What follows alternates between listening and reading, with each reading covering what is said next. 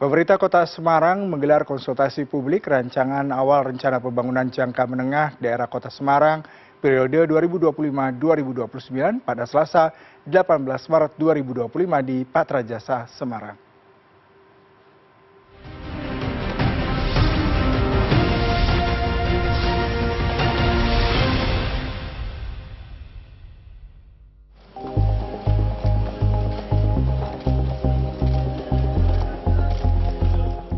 Agustina, Wali Kota Semarang, menegaskan jika pihaknya ingin agar pendidikan di ibu kota Provinsi Jawa Tengah bisa merata dan dirasakan oleh seluruh lapisan masyarakat. Karena itulah pemerintah kota atau Pemkot Semarang mengalihkan anggaran pembangunan sekolah baru ke program beasiswa bagi siswa tidak mampu di sekolah swasta. Maka saya minta pembangunan sekolah baru yang menelan biaya hampir 10 miliar. Hanya dalam satu kawasan, dinikmati oleh hanya masyarakat dalam satu sekolah itu, jumlahnya berapa?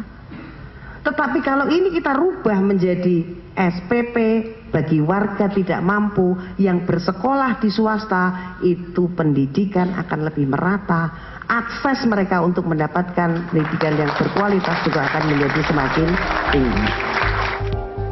Selain sektor pendidikan, Agustina menegaskan jika pemerataan pembangunan infrastruktur juga menjadi prioritas utama dirinya bersama Wakil Wali Kota Iswar Aminuddin dalam memimpin Kota Semarang 5 tahun ke depan. Saya mohon maaf mungkin bagi teman-teman yang sudah merasa bahwa dalanku penting, tapi dalannya tetangga kita di Ngalian juga penting. Jalan saudara-saudara kita yang ada di Rawasari juga penting, yang ada di Genuk juga penting, yang ada di Tugu juga penting. Maka pemerataan pembangunan infrastruktur, jalan besar, drainase dan selokannya menjadi prioritas utama. Saya mohon maaf untuk itu, karena kemudian saya menghold kecil-kecil yang tidak serupa dengan roadmap. Tumpuk-tumpuk setiap tahun ada kegiatan di situ, bawahnya paving, atasnya aspal. Itu tidak baik, karena ada titik-titik di mana belum pernah terjamah. Maka saya meminta kepada Kepala Bapeda dan PU untuk membuat roadmap infrastruktur menuju kepada pertumbuhan ekonomi yang akan mensupport pertumbuhan ekonomi, dan itu harus merata. Selain itu, Agustina menekankan pentingnya kebersihan sebagai faktor penunjang pertumbuhan ekonomi, bukan sekedar slogan.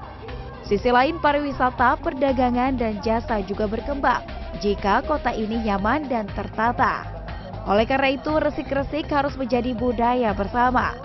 Ia juga menegaskan bahwa RPJMD ini bukan barang mati dan tetap terbuka untuk diskusi. Ini bukan barang mati, ini masih tetap bisa didiskusikan. Harus dipahami bahwa RPJMD bukan rancangan anggaran. RPJMD adalah sebuah rancangan pembangunan secara holistik. Memang iya, ini akan ada kekuatan keuangan yang diukur selama 5 tahun.